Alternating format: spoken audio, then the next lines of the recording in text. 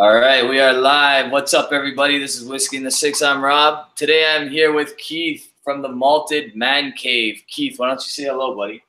What's up, Rob? Thanks for having me on, man. It was nice getting to know you off camera before we hit live. Thanks for having me.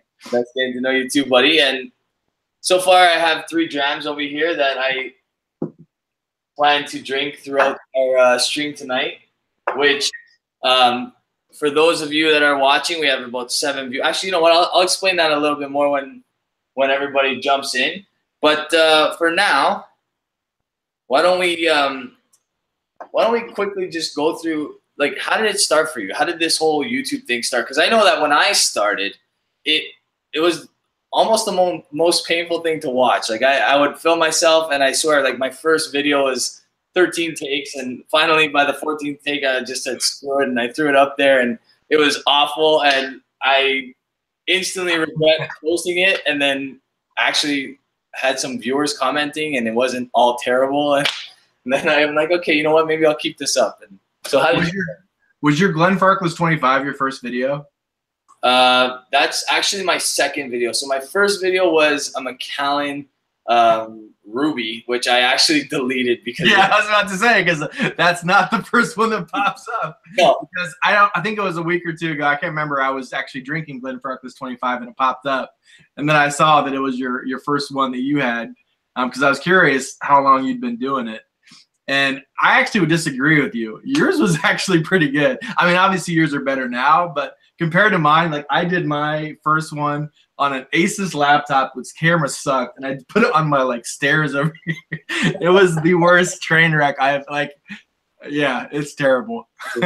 I really need to go and delete the first 20 videos, if I'm honest. Well, I thought about it as well, but then I said, one day I want to go back and kind of look at the progression and see if anything's changed. And actually, like, I watched that Glenfarclas video, and it's, in my opinion, pretty bad. Like, the lights are dungy, and, like, I forgot to turn on, like, I don't know. It's just one mistake after another. The man cave, man. You're just down in the man cave having some drinks. Yeah, exactly. Perfect. So we have 27 so far. I'm just gonna say hello in the chat over here. Are you able to follow along in the chat at all? I'm pulling it up right now, and then I got to mute it, obviously. There it is. So I'll try and comment as people. 7 so far. I'm just going to say hello in the chat over here. Canada, Santa Cruz says Canada versus Ohio. And actually, the other day we were talking with the group of the review crew, the Whiskey Tube. You know, we have a Twitter group chat where we talk back and forth. And I was like, you know what? Or no, that was us on Instagram with Whiskey Throttle, right? Yeah, that's right. I was like, you know what? We just need to, like, combine America and Canada, just take over the world. It's true. True. Yeah, I agree. All 30 million of us. We're not. But you guys got all those resources up in the tundra, man. That's why all 30 million of us are, like, hanging out at the border, just in case anybody ever does try to come up this way. We can block. We want all that oil, baby. Drill, baby, drill. Not that we would do much, but just gonna say some hellos over here. I got Jeremy. What's going on, buddy? Bourbon Shenanigans is with us. Go Habs. My Bourbon Journey. George, what's going on, buddy? Travis, Santa Cruz and Chris. Whiskey Dick, Malted to Montreal. What's up, Swami? What's up, Bill? Yeah, what's going on, guys? Cobra Jet Joe. Who else do we got here? Richie, what's up, buddy? Xavier. Eric White. What's going on, brother? What's up, Eric? Travis is in the house. Did you say that already? And George Kaplan? Yep, I got those two. But you know what? I'm going to miss some, so definitely fill in when you get a chance. Andrew, how's it going, buddy? From Australia. It's afternoon over there. Cool. Very nice. You drinking, Andrew? Daniel from Whiskey Throttle. So I already automatically say Daniel from Whiskey Throttle because he's already going live on his Instagram. As you saw the other night, him and I were live on his channel, on his Instagram for a little while, and then we went on for mine just to kind of continue the conversation because there's an hour cap on Instagram. So we were on for quite some time, obviously. It was fun, though. It was a very impromptu but fun thing. But he's going to have his channel eventually, so I don't mind saying Dan from Whiskey Throttle. Yeah, he's a great guy, and he definitely needs to start a channel because he knows his stuff. He's an amazing guy. He's charismatic, and he has a way better whiskey collection than I think most of us that are doing reviews. Yeah, he's known about Alberta whiskey for many, many years, and he's about to yell out that there's no whiskey in Alberta on the chat, but yeah, he's a lucky man. I think congratulations are in order, Rob. I know I told you this off camera, but I wanted to say congrats for hitting 3K officially. Thank you, buddy. I appreciate it. Thank you very much. Cheers. Actually, I'm about to take a sip out of this, but I just realized I should let everybody know that I have no idea what these 3 whiskeys are. So I have all of them are labeled 1, 2, and 3 at the bottom of the glass. And what happened before we went live about 3 or 4 hours ago, maybe a little bit less than that. Well, you should probably tell them about my fail. So when I went to arrange some samples to be sent to, or arrange to get to Rob, Canadian Customs was not a fan of letting it go through. So they would put me through this whole thing, and I was like, you know what? I'm not going to do like 500 different things and have you open it up. So I was like, just send it back, and I'm going to give Rob a super chat because all of his whiskey samples made it through, which I've been enjoying. So we still want to do some blind samplings that we sent to each other. So I had the idea of having his wife come down, picking like 20 or 30 drams out from his collection, and then we secretly picked a couple of ones that Rob didn't know. So we'll see how he does. Yeah, so I have the advantage, which I shouldn't actually say because I'm probably still going to fail miserably, but all 3 of these are chosen from my bar, and my wife came down, like Keith said, and they chose together, or she poured and he chose. So you guys are about to watch me probably diss something that I gave a high mark to and probably praise something that I gave a terrible mark to. So it'll be interesting, I think. All right, so I kind of gave my story a little bit. Why don't you tell us a little bit about what's going on with you, how you became the Malted Man Cave, and why you started to begin with. All right, so probably about 5 or 6 years ago, and I've probably said this story 2 or 3 times on different lives. You know the movie Anchorman. Will Ferrell talks about scotch, scotch, scotch down in my belly, and he always talks about scotch. He's like, Glenlivet, I have 3 fingers. So we were out with one of my, some of my college friends, and we went to a bar. And I was like, you know what? I'm sick of having just like beer or whatever, Jack Daniels, Jack and Coke, whatever. So I had him pour Glenlivet with 3 fingers, and I had it, and I thought it was terrible. But I pretended like I liked it, and I was really sophisticated. I was like, I get notes of mahogany and lanolin. So I didn't like it. So I took a break from it for about a year or 2. And then my brother-in-law, Tim, he's an F-16 fighter pilot in the Air Force. Drinking and, good liquor is kind of a big thing. They actually have a bar at the unit, and when all the planes are down, they all like drink for 2 hours before they go home to their wives, which their wives don't know about. They think they're like working there late, doing all this overtime. So he got really into scotch, and he got me into it. And then I caught the bug. I had like Glenmorangie 10, then I had Glenfiddich, Glenlivet, like everybody else, and then I had Glenmorangie Kinsa-Reuben, and I loved it. And then I just started like just becoming obsessed with it, watching videos like the official Glenmorangie. Then watching guys like you, Ralphie, obviously, Scotch Test Dummies. And one thing that I found was a lot of times, like, I'd get a new whiskey and I'd want to watch some reviews on it, and there'd be like 1 or 2, and then I'd be like, man, dang it, I wish there was more. And so I was like, well, I really like whiskey. I don't mind talking. I want something maybe on the side, just a fun little hobby to do. And first of all, I love it and I want to share whiskey. I just have a passion for it. But really it was like, there's some whiskeys that you look up and no one's reviewed it. Unfortunately, if I was going to do that now, I would not, because everybody and their mom is doing reviews now. Yeah.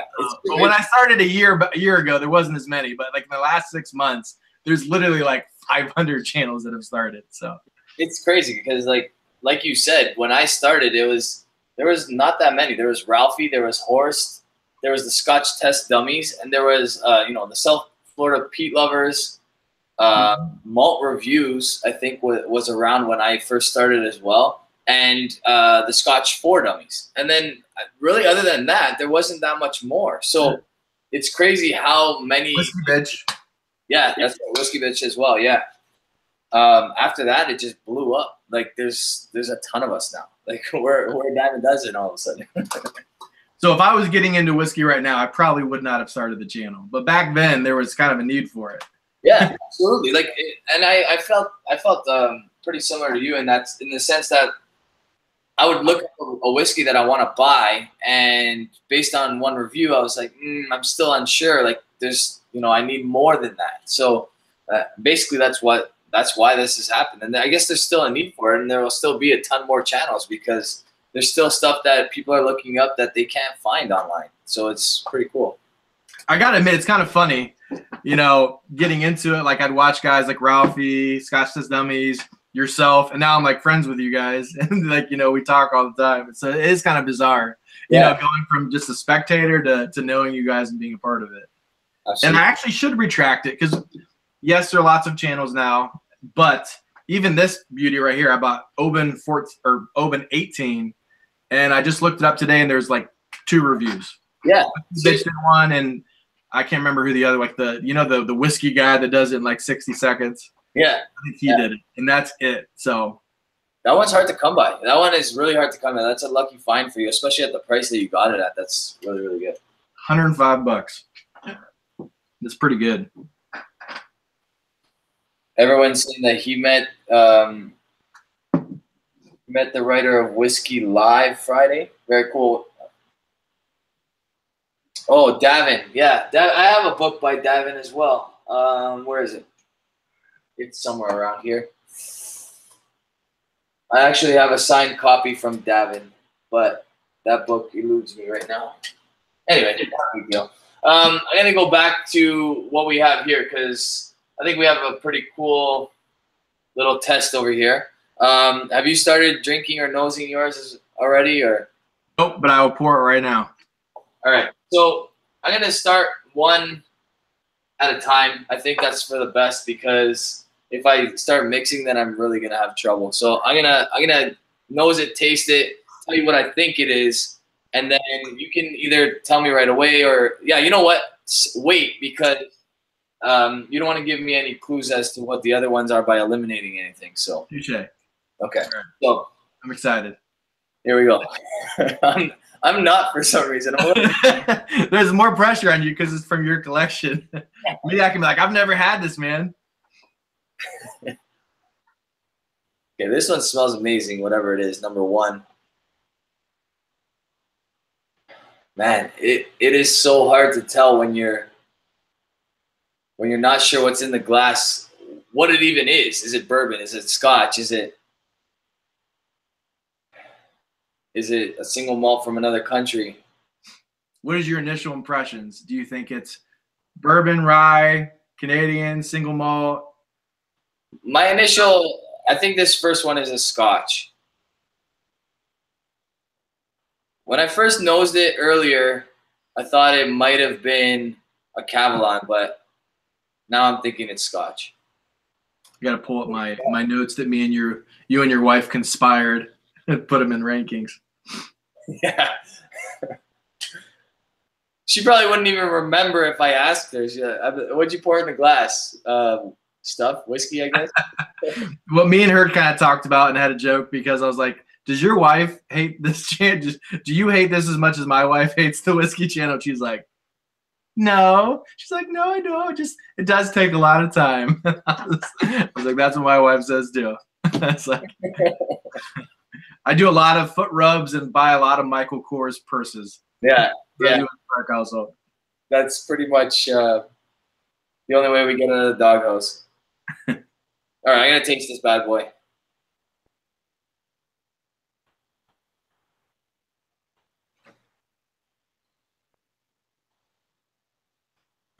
That tastes very familiar.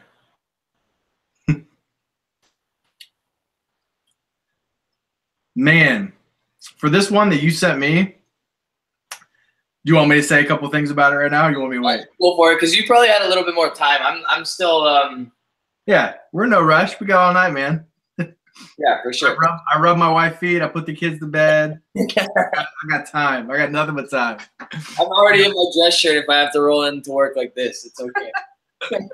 Yeah, that's true. I do got to get up early tomorrow, too. It's all good.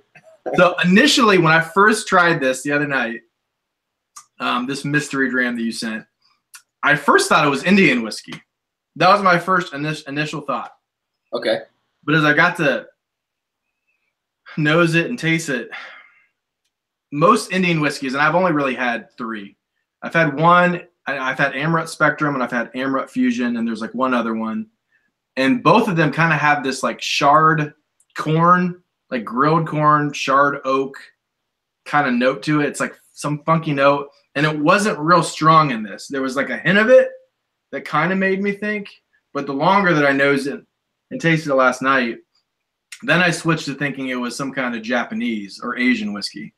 There's like the eucalyptus mint notes you get from the Japanese oak. What is the scientific name of the Japanese oak? I forget. Do you know? Mizunara or something like that? Yeah. I think that sounds right. Someone in the chat will let us know, I'm sure. Daniel is saying that he wants you to read the comment that he highlighted you in. I just can't. Well, it wouldn't highlight for me because. Who's Daniel? Where? Whiskey Throttle. Sorry. Okay. Highlighted to you or me? He says it's highlighted to you. I have a few that he's complaining about my camera, but there's nothing I can do about that because the computer that's running the camera is actually pretty good, but the computer that runs it is not up to snuff. So that's the issue. The only one that I see addressed to me is from Whiskey Dick, and he said that his wife is tired of hearing about his channel as well. I think that's still the same. I think if we ever do get together as a group, I think our wives would love to come just to complain about us. Yeah, absolutely. Yeah, right. We'll send them on a shopping spree, and they'll be happy. Yeah, exactly. All right, so Whiskey Throttle said, or Daniel said that I should comment so we can – Keith comment so we can comment highlight. Okay. What's up? So this is definitely sherry matured, in my opinion. Watch me be completely wrong, but I'm going to say it's super smooth. So it could – but it's been sitting in the glass for like – hours. Like, so it's really had a chance to open up and really, it's beautiful on the nose, on the palate, and whatever this is, whether I've reviewed it or not, I plan on letting it sit that long from now on. I'll tell you this, I've had that whiskey and it's a good one. Man, this is between, if I had to guess, it's probably 46%, maybe a little less, but I doubt it's less. Right about that. If I had to guess, it's probably either the Bunnahabhain or the Glen Scotia. That's my guess. Very good. It's the Bunnahabhain 12. Yeah. All right. That was actually, I thought actually I was leaning more towards the Glen Scotia, to be honest with you, but wow. I'm surprised because the first time I tried this, I just bought the 12. I reviewed the 18, but the first time I tried the 12, it did not taste like this. So it definitely is benefiting from time in the glass. How good is the 18? Isn't the Bunnahabhain 18 so good? It's amazing. I'd pay $250 for the 18. It's that good to me. I don't want to pay $250 for it, but I would. That's how good it is to me. No, it's definitely worth that much for sure. I still think it's probably in my top 7. That's how much I love it. Yeah, it's really good. I think it's one of my favorite 18s for sure. And there's a lot of really good 18-year-olds. I think 18 always tends to be around my money spot, I think anyway. So Whiskey Dick is saying, if we get together, let's go to Ireland. My wife would agree in a second.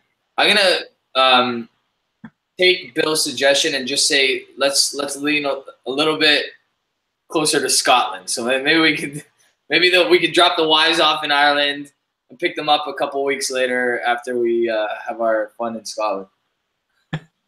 Although Ireland's beautiful too, and there's many distilleries there as well. But yeah, Eric Waite said that his AA sponsor is tired of hearing about his wine and whiskey YouTube channel as well. Touche. I can't remember which video, if it was one of your lives, if it was like, you know, when the one that I missed out on when they did the YouTube with all 7 of you guys on this, what was that called? With the STDs? You were basically the reason I was able to be. Oh, that's right. Yeah. And everybody joked that Swami got me drunk, which was not true. I legitimately got the flu. But anyways, what was I saying? There was something that you said that you actually have to schedule your sober days, and I totally do that. Yeah. Like, I literally pick Tuesdays and Thursdays. I don't drink. Yeah. And I try to pick another one, but I rarely get it. It's normally only Tuesdays and Thursdays, and sometimes, like obviously tonight, I'm drinking. Yeah. So I try to do at least 2. Yeah, I do the same. And now with the way I schedule my recordings, and I will like basically do them within like a 1 or 2 day span, and then I'll schedule them so that one's gonna come on Monday, one's gonna come on Friday for sure, and I have that booked a week in advance. I literally do it so that my gym days I do not drink a drop. So Monday, Wednesday, and then hopefully on Saturday. But like you said, the Saturday thing. Saturday doesn't happen very often. No. Yeah. So it's at least 2, sometimes 3 if I can. And for those of you who drink every day, there has been plenty of times in the past where I've drank straight through, like you said, during the holidays or whatever. It got rough. It got real rough. I did not meet my goal of 2 days off at all. I'm going to just say, give a quick shout out to Whiskey Whistle Mark, because yesterday when I made the mistake of telling everybody to watch us yesterday instead of tonight, he held down the fort and he calmed down the crowd and told them to meet us back here today. So thank you very much, Mark. I appreciate it, buddy. Do you care if I address a couple comments to me? Go for it. Go for it. All right. So Daniel at Whiskey Throttle said, what is your most disliked tasting note? I would have to say every once in a while there's some pine and it works well and I like it. But if it's overwhelmingly pine, I do not like it at all. I don't know, because one thing I had, Ball Blair 1999, this bad boy, this, when I first tasted it, was terrible. It had the most prickly, piney, it had the green apple notes that they're famous for, but I decanted it 2 or 3 times and then it became magic. It was like literally Applejack cereal with milk, creamy, like it was amazing. But at first, and it still had a little bit of pine, but it was pleasant. But any dram that has like a ton of pine, that's a no-go for me. That's a no-go for the Malted Man Cave. For me, it has to be dill. Like, I get like pickles and dill on like some, it's mainly with like rye or like certain types of bourbon. It comes from the oak, like a strong oak flavor. But yeah, definitely dill. I just want to give a quick thank you to Tim dropping $5. Really, really appreciate it, buddy. He's saying cheers to your 3,000 subs. Just hit, as you mentioned earlier, 3,000 subs today. And I honestly wouldn't have been able to do it without all of the guys that are watching on a regular basis. The 48 that we have in this chat, sometimes we have around 60 that are like the main guys that always comment on my videos, on your videos, on like all of our videos. They're just really supportive, and it's been awesome. So thank you very much, Tim. I appreciate that. Another comment, as I'm trying to super chat you right now, but I can't remember if I remember my security code. I told guys, I told Rob that I was gonna, because I was unable to send him samples because it got sent back, that I was gonna super chat him either tonight or like another live. And I said I'm probably not gonna do it tonight, but I thought I could try and do it real quick. But I do not remember my security code, so that was a fail. But another comment that looked like it was addressed to me was from George Kaplan. And he said, let me go back, get out of my failed super chat. Where is he? That I need to talk to his wife, Amy, because he's trying to schedule only 2 drinking days a week. For sure. I'll definitely talk with her, man. We cannot let our wives communicate together, though, because that'll not go over well. That will be sobriety will be overwhelming if they get together. All right, so this is what I think. Yes, let's hear what you think about your mystery dram, and then I'll do the big reveal. Swami's telling me my security good. Thanks, Swami.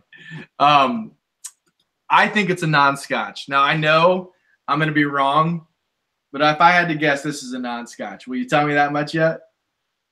So far you're wrong. Dang it! No, I swear it smells like a Japanese whiskey.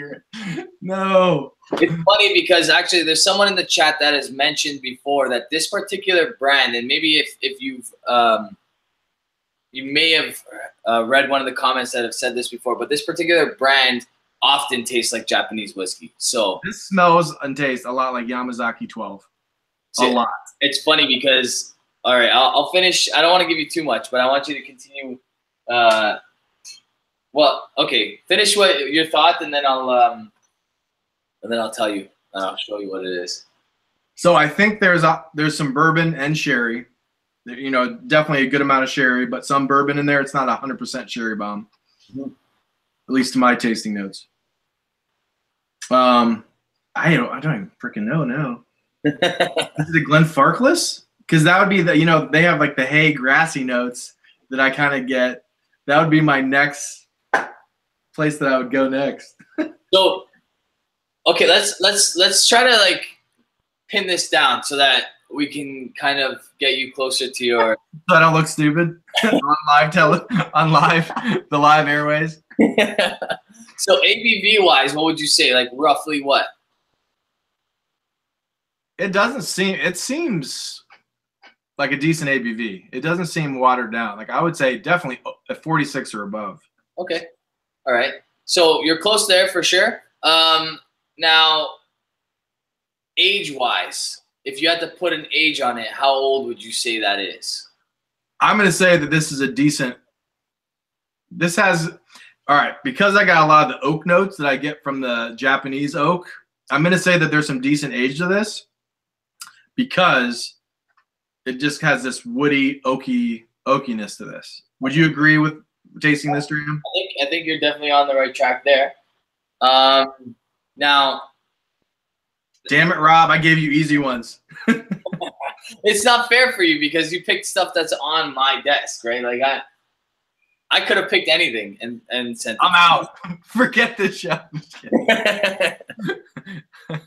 Yeah. Do you want the reveal? Is that what you asking? No. We can still play this game, bro. All right, tell me a little bit more. Give me some more. I'll start moving on to my next one. How about that? Yeah. All right. So drag it out. Drag out. I feel like I can guess this one off the nose, though. Yeah, you're gonna get this one. The first two were easy, and one of the reasons is, and actually, yeah, let's drag mine out a little bit because I want to drink that with you. And I knew you were gonna get this because we've talked. Don't show me. All right. What do you think it is? I'm gonna want to show off on camera to look smart. On the nose, I'm gonna say that this is Springbank 12-year-old.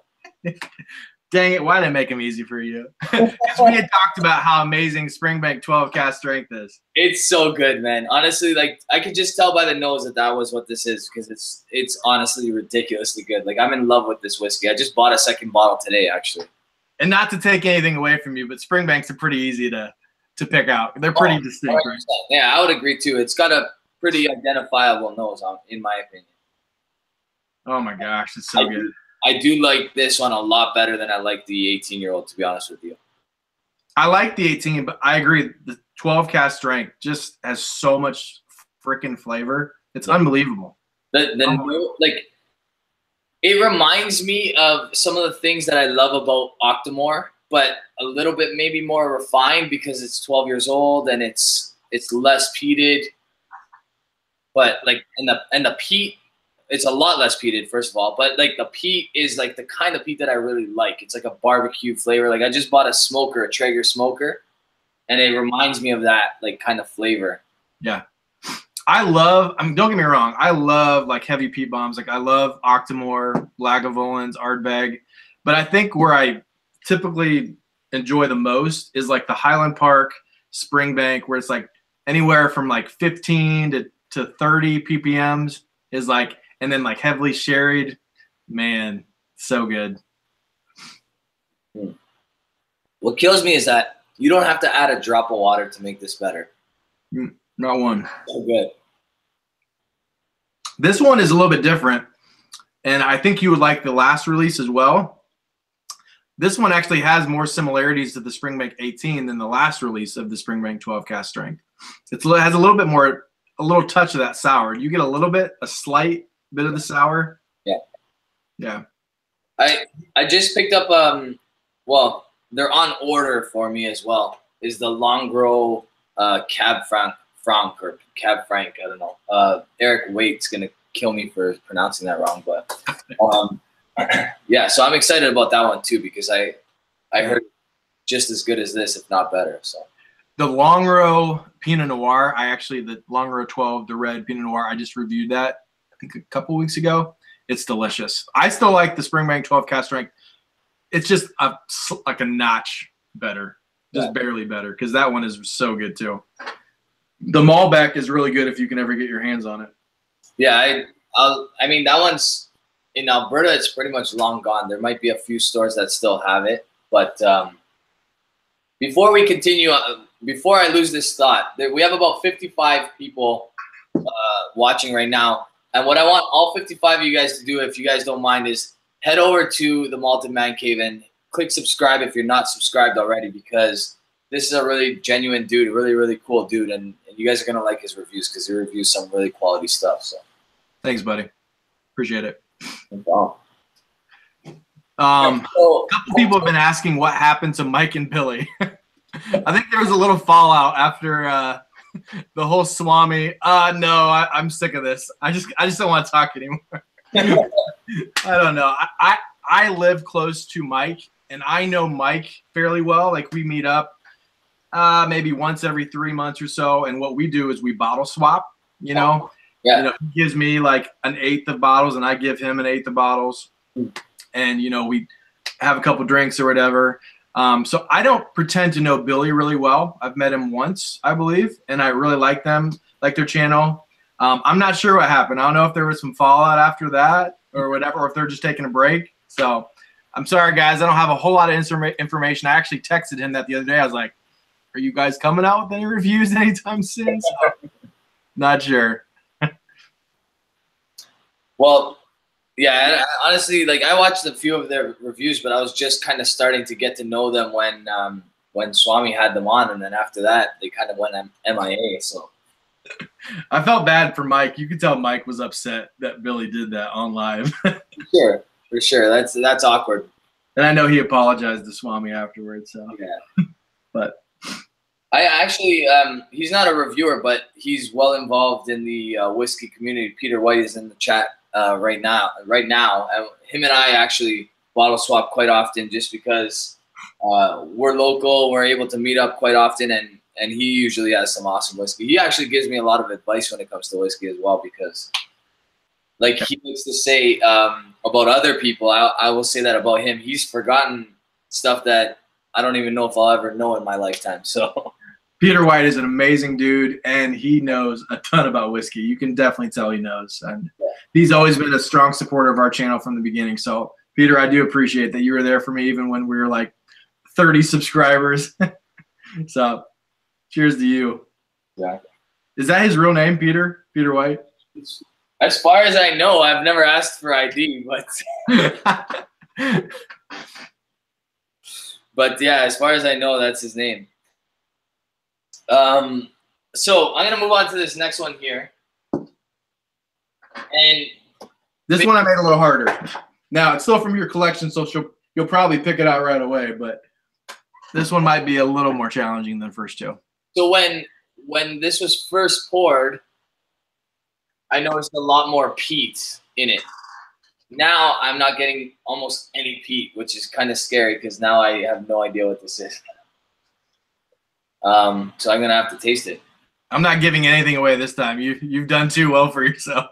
Yeah, you can't be perfect, Rob. Okay, you can't be good looking, have a beautiful beard, and be 3 for 3. I'm sorry. I'm just not okay with that.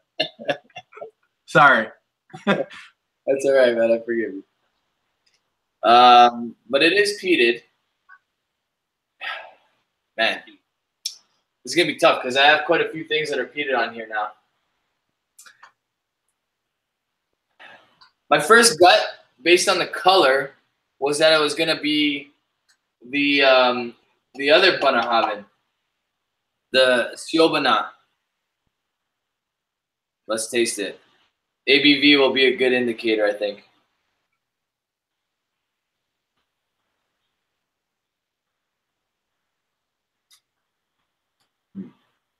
Nope, not that.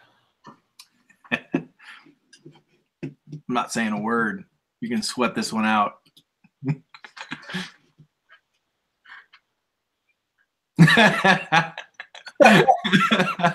Wait, is this another Springbank 12-year-old?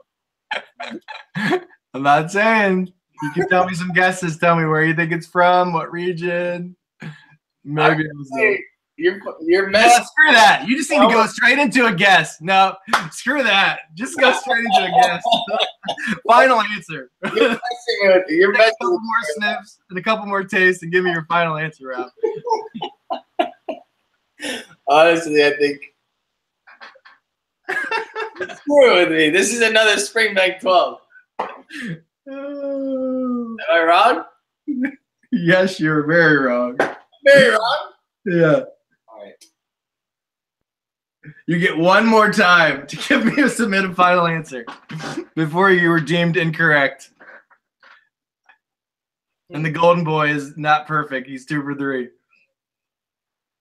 Well, whatever this is, I'm liking it a lot more than I used to. Yeah. I don't know. That's a tough one. I don't think it's the Lagavulin 12. I'm gonna go out and say that because I do not remember it being this smooth, and I don't remember it being yeah. I don't know. It could be the Siobana. Is that your final answer? I feel like you want it to be because it's wrong. No. Could be a smile of like, dang it, you got 3 for 3, or a smile because you were absolutely incorrect. It's the ABV on this Lefroy. Could be that. Is that a Carchus that I murdered the other day when I did a review? I thought it was Cardaeus. I hadn't done any review, and I was talking about I had a sample of it. And I'm sure there's some Lefroy Carchus that are delicious, but this one that I had, all I could taste was like cedar wood shavings in my nose, in my mouth. Like that's the only thing I got. So whatever version I had of it was not a pleasant experience, although I know a lot of people love it. So Denison Kidney wants me to talk about the flavors so that they can help me out. Do you guys really think Rob needs help? Come on. I'm gonna say that this is. No, I think that's a great idea. I'm just kidding. I think that's It's peated. It's not a medicinal iodine Isla peat. So if this is the Lagavulin there, then I'm a dummy, and not the good kind of dummy, like the reviewer kind of dummy, but the dummy that doesn't know things. I'm gonna say it's between.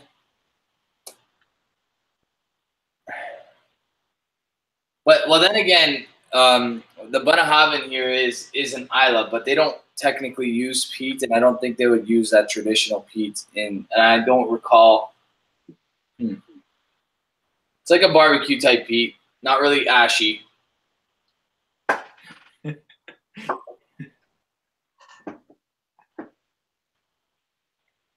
Super sweet on the palate.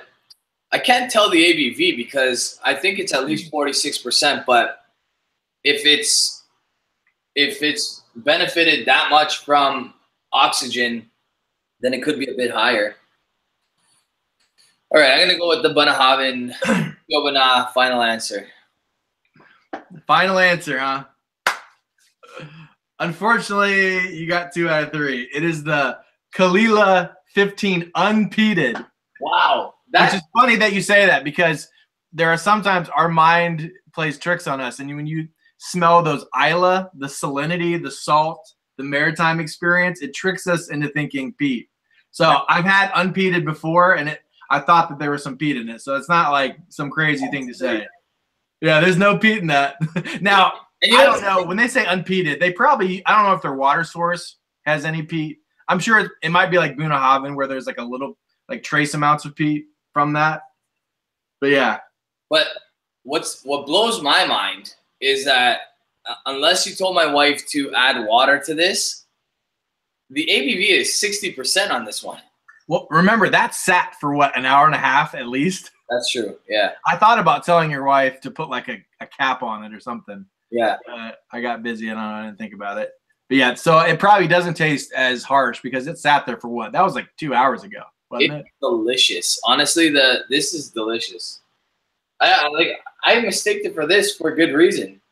Because this is actually more peated when you bring your nose back to this one, but you did awesome, man. You got 2 out of 3, and I'm looking like an idiot thinking whatever this is a non-Scotch.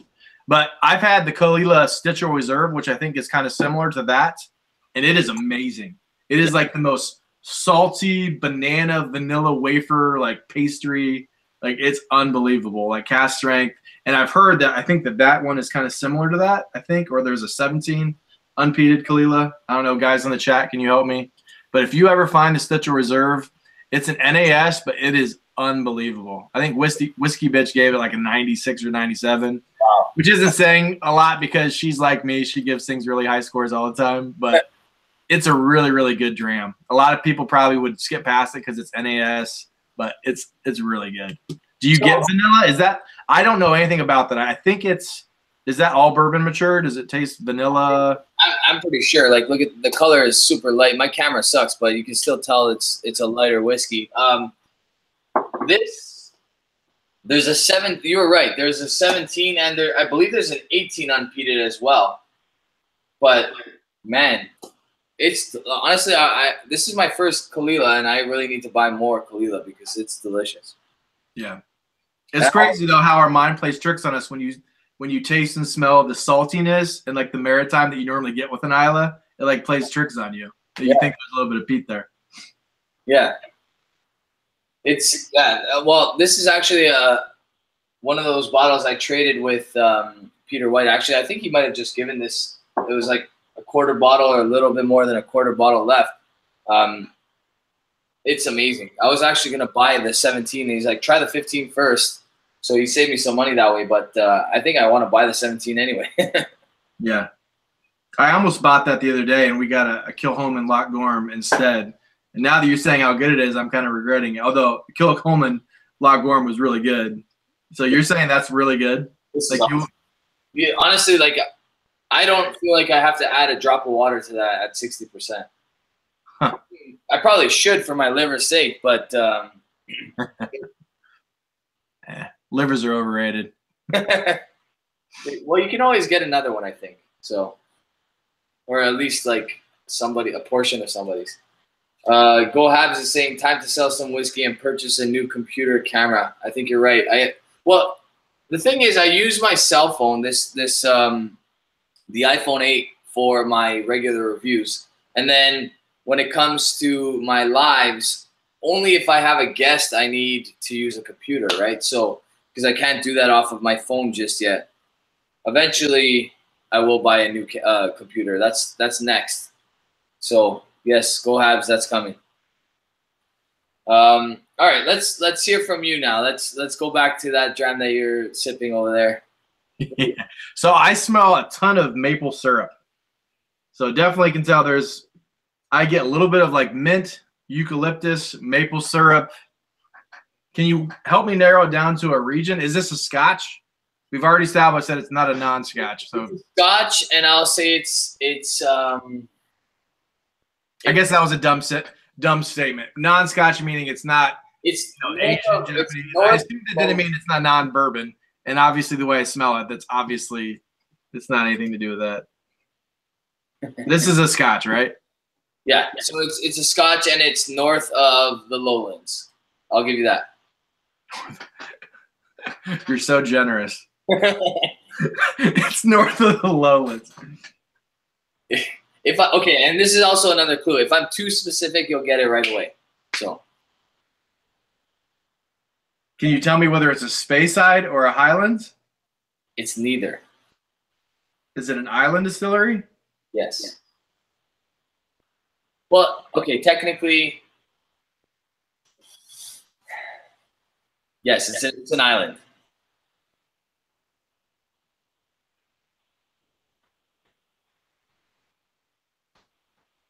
This doesn't smell anything like any type of island I've had. Now, watch, it's going to be an island. I'm going to feel like an idiot. No, it's north. It's north of lowlands. Remember that. Yeah, but there's lots of islands that are north of the lowlands. Yeah, but the Isla, like the Isle of Isla, is south. Okay. So we got what? We got the Isle of Skye. We got, this is definitely not Talisker. No. Let's see, Mull. I don't think this is Lecheg. I've never had a Tobermory. Okay. Never had a Tobermory. I don't think this is a Highland Park. It's a Highland Park. This is a Highland Park? That's a Highland Park. I do not smell an ounce of peat in this. Like none. So that's often an indicator as well. So I'm not gonna. I've already given you too much. So now I'm trying to figure out what type of Highland Park this is. Let's see if anybody else can guess what it is. I think Jeremy might guess pretty accurately. In the chat, guess which Highland Park you think it is. So obviously that means it's either Highland Park 21 or 25. But I've had the 25, and I don't remember it tasting like this. So I've had both the 21 and the 25, and this does not taste like it. So what's your final answer then? Highland Park 21 or 25, I guess. It's this one right here. This is Highland Park 25? Yeah. It does not taste like the one that I had. Maybe the one that you had was a fresh bottle. It wasn't as oxidized or something. First of all, that was amazingly generous of you. Thank you. No problem. So the age would be why the peat is barely detectable. Yeah, that's exactly what I was thinking. Like, you're not gonna pick up the and the thing is, some people drink that and say, "Wow, that's peaty." And I'm like, really? I don't notice that at all. But I'm like sucking every ounce of this bottle out now. There's like there just went $5. There's $4.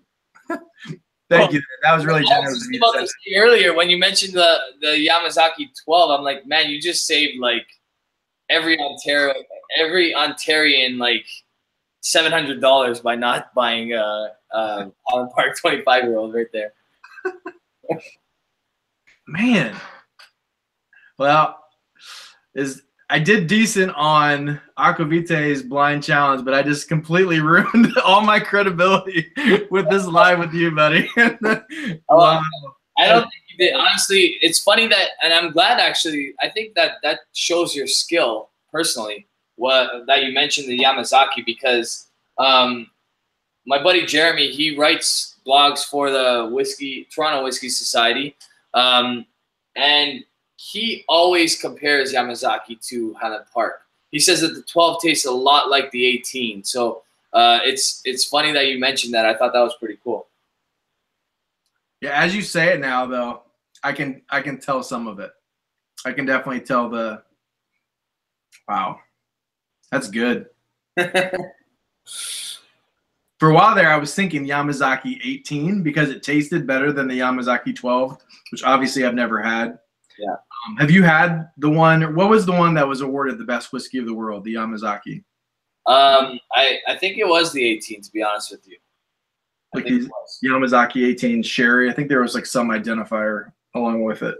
I have a video coming out this Thursday. It's called Unicorn Whiskeys, and it's basically I run through my top 6 whiskey in the 6, like unicorn whiskeys that I don't know if I'll ever get a chance to try in my life, but they're still somewhat available that if I were to buy a dram, it's possible kind of thing. And the Yamazaki 25-year-old is on there just because the secondary market for Yamazaki 25-year-old is like ridiculously astronomical. And I've never loved Japanese whiskeys, but I've always felt that there was a crazy potential in their spirit. So that combined with like entire lifespan of aging in Oloroso sherry casks, I think that like would really benefit, and I think that the 25-year-old would be awesome. So that's just the little bit of Japanese influence, like the Japanese oak, the Mizunawa or Mizu, whatever it is.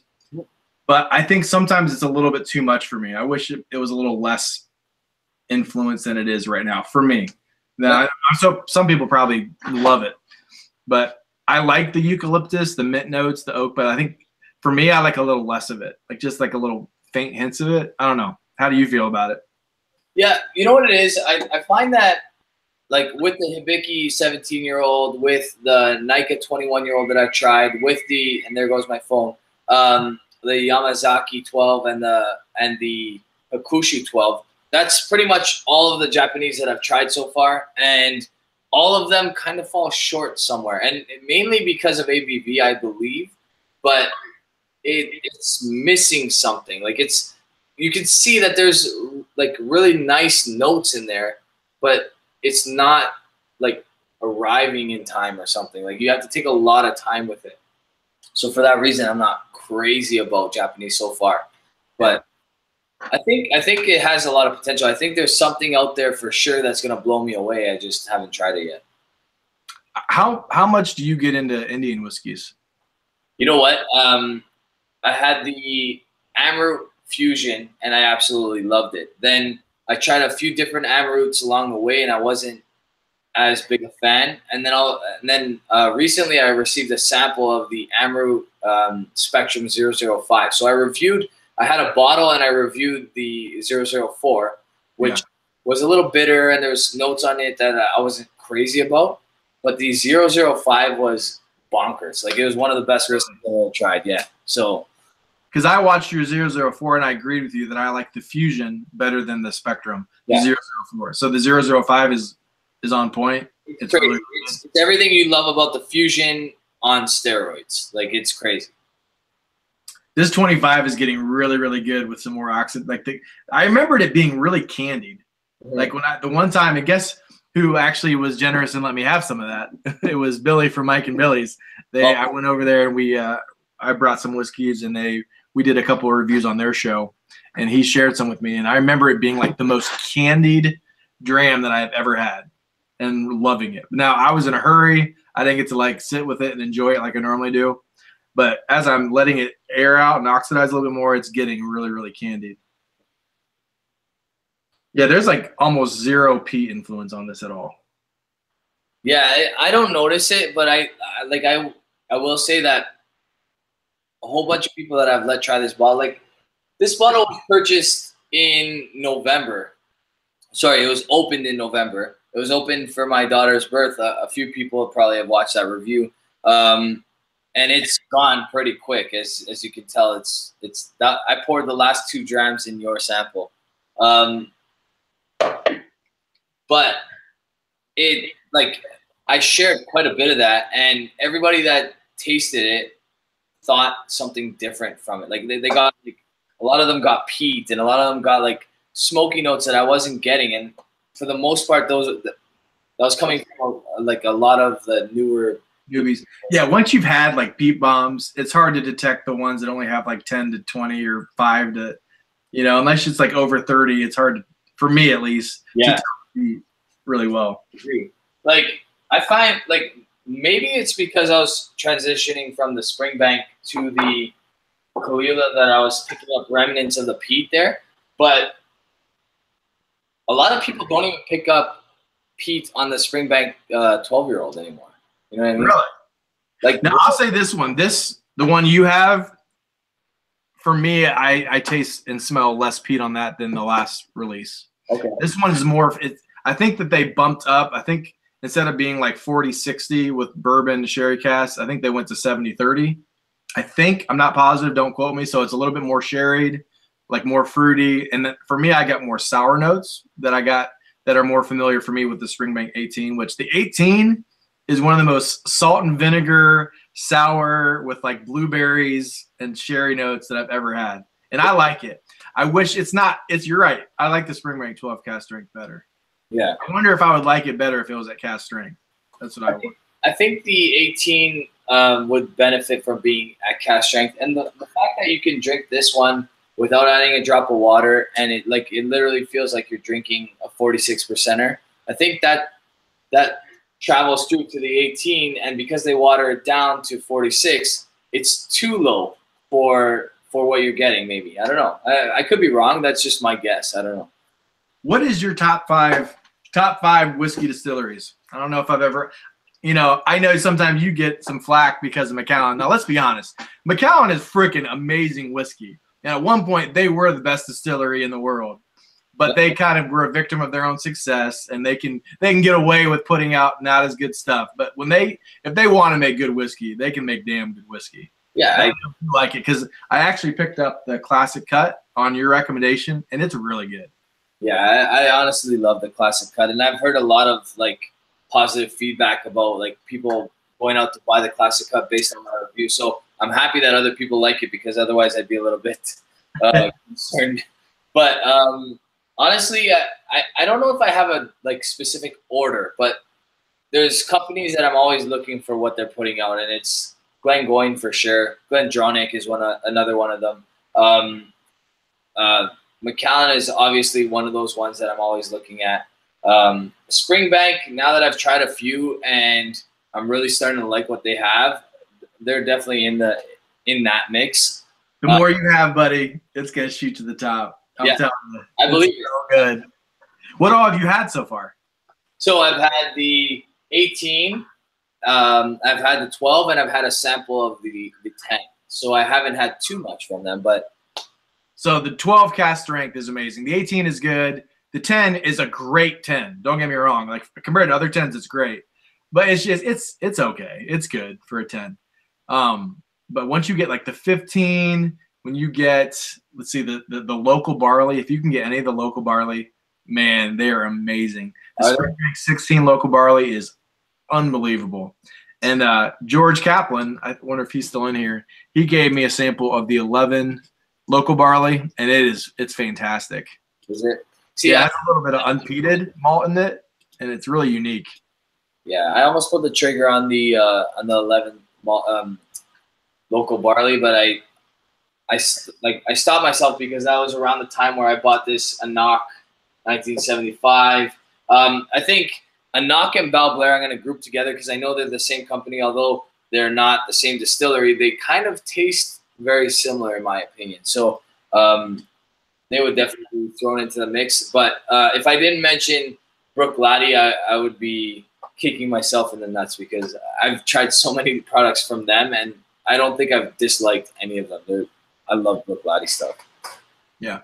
I don't know if I have 5 though. I think I've only mentioned 4. If I have to throw one more into there, just because of I don't know, overall like price point and all that different kind of stuff, I would say Tomatin is another one that I really like. Tomatin 18. I say this a lot after every this is a great bang for your buck whiskey, but Tomatin 18 is probably the best bang for your buck whiskey. Yeah, 46% non-chill filtered. It's got tons of good sherry cask. I can literally pick it up for like $65. An 18-year-old, 46% ABV. Yeah. So what's that? That's like $85 for you. Like that's unheard of for an 18-year-old. No, it's crazy. And the fact that they're producing awesome whiskey and they're not jacking up the price, that's an incredible sign. So hopefully it stays that way. We'll see. I don't know. I think I gotta throw Springbank, Clynelish, Lagavulin, Glendronach. That 4th spot is the one that's hard for me to fit. It's like I haven't had enough Balblair, but I think it could make it in there. Did I say Bunnahabhain yet? Nope. I think Bunnahabhain. I'm gonna just say Burn Stewart and now Distill. I'm gonna put them in as the 5th. Tobermory, Lechaig, Bunnahabhain, and what's the other one I'm missing? Deanston. There you go. So that's what I'm gonna put in my 5th. I've only tried a couple Deanstons so far, but so far even they're really impressing me. So honestly, that's the great thing is that you can never drink every single whiskey that's out there. So we'll be 1,000 reviews in, and there'll still be new stuff, and we'll still be hunting down that next great whiskey.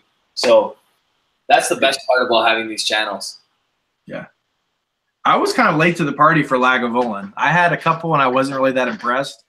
But ever since that 2017 Lagavulin 12, and then I just got the Lag 8, the 200th, the cask strength 200th edition, anniversary edition. That is some fantastic whiskey, man. When they want to do some whiskey, it's freaking good. Yeah, yeah. I mean, did you review that yet? The 12 cask strength? I haven't. Pretty much anything that's on this desk hasn't been reviewed yet. So every time I review something, I bring it upstairs, and then that's for like friend and family consumption.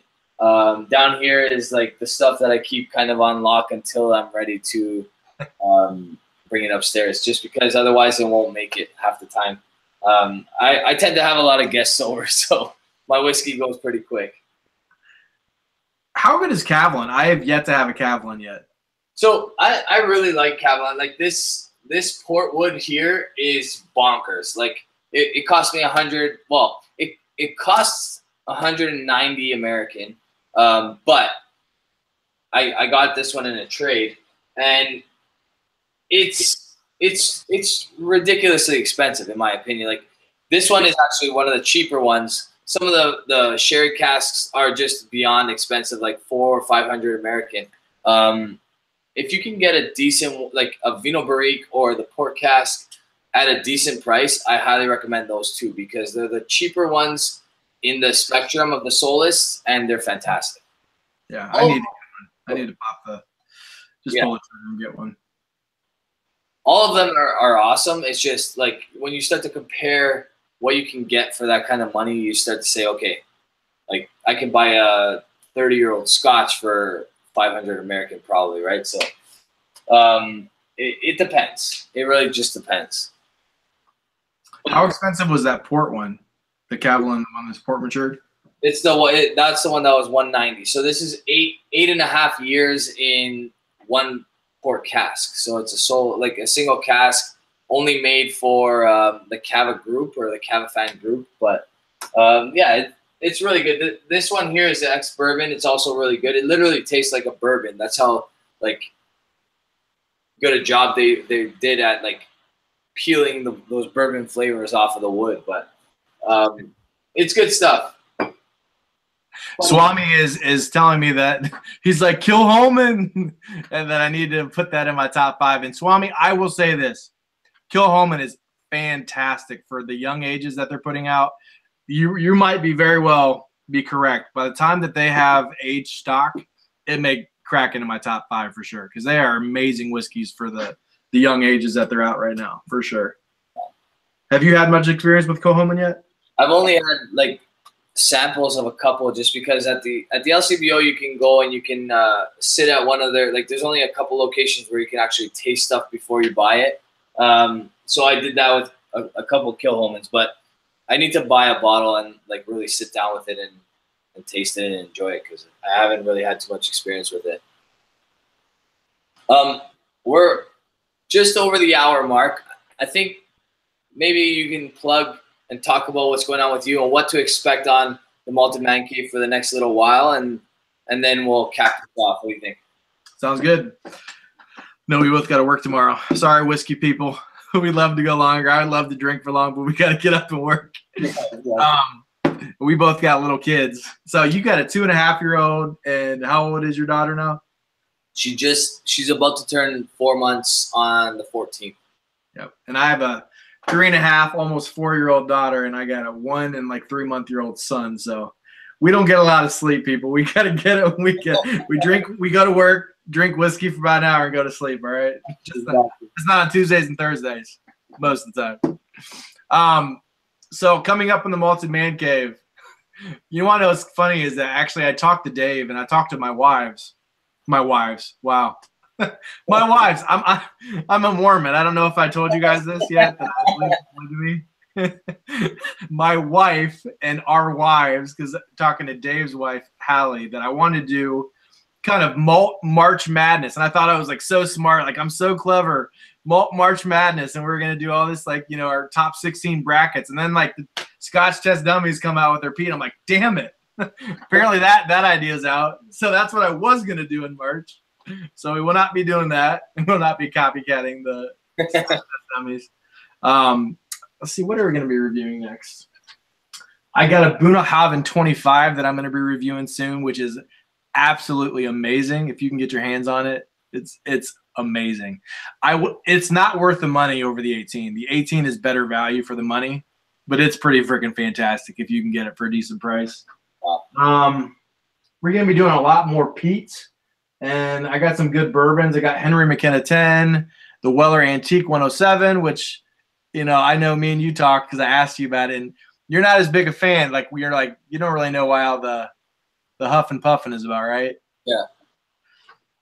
So I guess about the Henry McKenna though, because I've heard good things, and I hear it's pretty cheap over there. Wasn't that one of the ones that I sent you?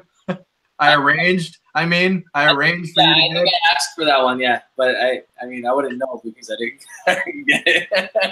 FYI, don't ever write supplements or vitamins if you're shipping something. It will get flagged.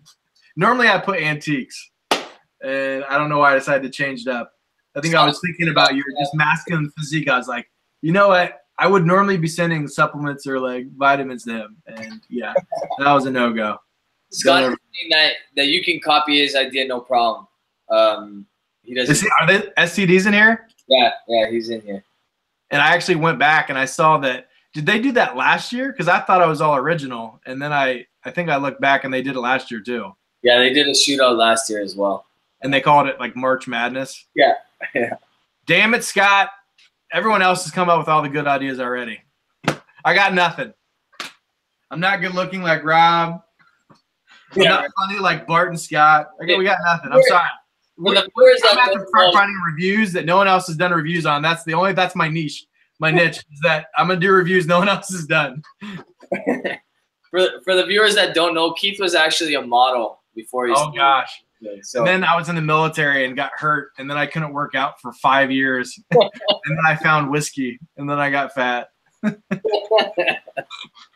Hey, I was good looking when it mattered. Exactly. When I was single. Yeah. I'm thinking about doing a before and after campaign, before and after whiskey. So Claire the Third is saying that Beard Bomb and Beard Supplies works because he knows that I've sent him a few things with that kind of that kind of labeling, so he knows. What is the chat saying? I haven't looked in a while.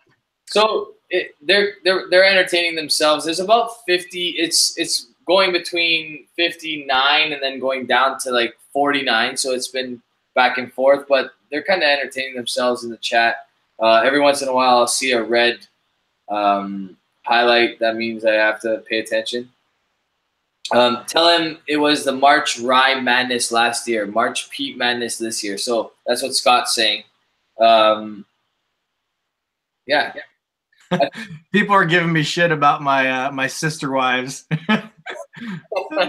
FYI, guys, I have not had supper. So I literally, like, as a counselor, I literally sometimes do like 11 sessions in a row. Sometimes I don't get lunch. I did not eat lunch today. And I don't know why I was dilly-dallying doing stuff. I did not eat supper. So, like, literally 3 or 4 drams on an empty stomach. So hence the sister wife's comment. Needless to say, you'll be having to eat something right about now. For sure. All right. So tell these guys, you know, like your contact information, where they can find you, and then we'll say goodnight to these lovely gentlemen. Obviously, YouTube, just type in The Malted Man Cave. I can't remember, was it you or did you put The Malted Man Cave? And I commented, I was like, thank you. I like you even more now that you put The Malted Man Cave with capitalization in italics. So The Malted Man Cave, just type that in the YouTube.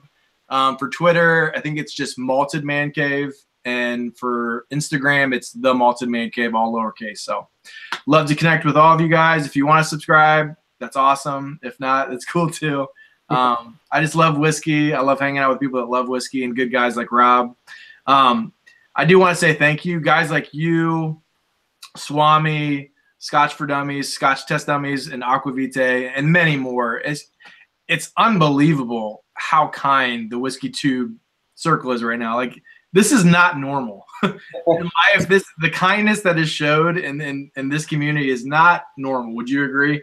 I would agree. It's not competitive in the least from my experience. And what I like about it is that, like, we're all trying to help each other out. The people that really care are trying to help each other out. The people that really care about whiskey are trying to help each other out. You know what I mean? So it's really cool. I really enjoy it. And I thank you for coming on, because I know, like you said, you have 2 young kids and a wife and a job, and it's not easy to set aside an hour of your time in the middle of, like, you know, the busy work schedule, right? So I appreciate you coming on tonight. No, it is 100% my honor, man. I've liked your channel for a long time. You're a great guy. And, I mean, heck, you just sent me Highland Park 25, so how can I not? Cheers to you, man. I definitely will be super chatting you soon because of my failed samples that went through. So thanks for having me on. Thank you guys for watching us. So Telex is saying, thanks, and please keep in mind that we can get someone to do a posted schedule. Sorry about earlier. I'm not. Oh, you know what, Telex, don't worry about it, buddy. And actually, he's one of the guys that have joined the whiskey reviewing channel. I didn't even notice, so don't sweat it, buddy. I really don't mind at all. I guess maybe he went on at the same time as us. No big deal. All right, guys. So please, like I said earlier, subscribe to the Malted Man Cave. Super cool dude, as you guys can see tonight. Really easy to talk to and really, really kind gentleman. All right. I want to say thank you again for the 3,000 subscribers. You guys are awesome. I really appreciate all the support. All of, you know, it's just been awesome. It's been less than 2.5 years, and I can't be happier with the growth of the channel. I didn't expect to be where I am at right now, and I'm looking forward to what's going to happen in the next few months, few years, because I plan to be here for hopefully a long time.